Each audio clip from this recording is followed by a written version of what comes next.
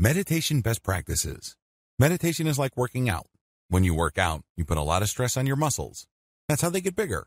That's how they get leaner. That's how they get stronger. The same applies to your mental muscles, because that's what meditation is. It's a mental workout. Physical muscles get soft if you don't challenge them or you don't put pressure on them. With meditation, you're going to challenge and put pressure on your mental muscles. Believe me, it is quite a workout to let a mental image just pass over your head like a cloud without judging it. For example, there was an episode of your childhood that used to burn you through your core because it was really humiliating. It was disgusting. Whatever it was, it takes effort to do that. But that's how you challenge your mental muscles. And the more pressure you put on it, the stronger it gets. Practice daily. The good news here is that you don't have to spend all day meditating. In fact, if you're doing that, you're overdoing it. That's probably going to do more harm than good. Instead, focus on spending no more than 15 minutes a day. With meditation, a little bit of consistency goes a long way. So focus on your meditative practice for no more than 15 minutes every day. 15 minutes is plenty. Associate your meditative state with certain stimuli. This is for advanced students. Usually, by this point, it will probably take months, if not years. But most people, if they're consistent, will reach this point. When you perceive any new stimuli, allow yourself to focus on your meditative state.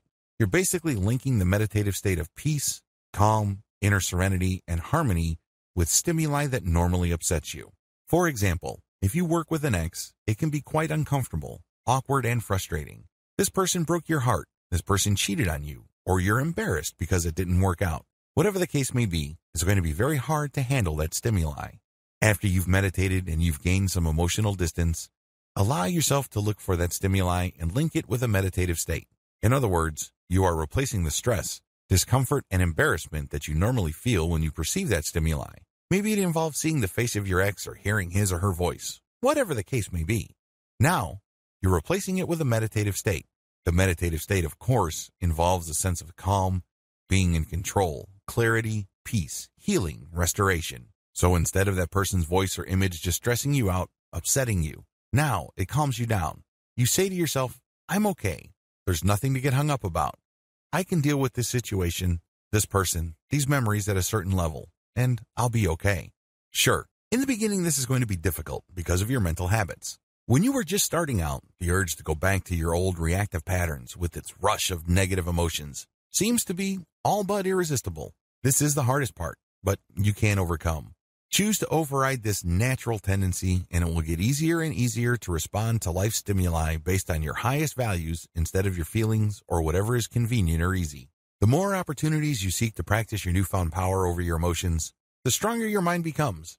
It also makes the link between certain positive stimuli and positive emotions or positive mental states. Of course, none of this happens all at once.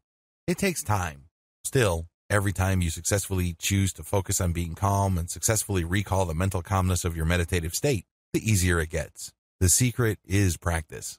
Interestingly enough, to get the practice you need, you actually have to seek out situations or stimuli that normally stress you out. That's the only way you can test out your ability to recall a calm inner peace.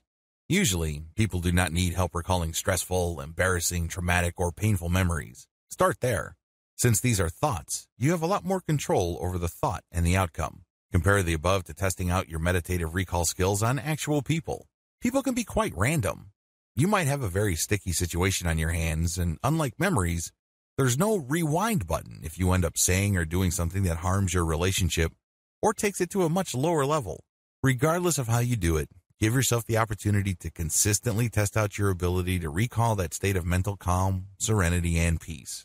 In that special space you have built for yourself within your mind, there's no need to prove anything. You don't have to be somebody else. There are no painful memories. There is no worrying future.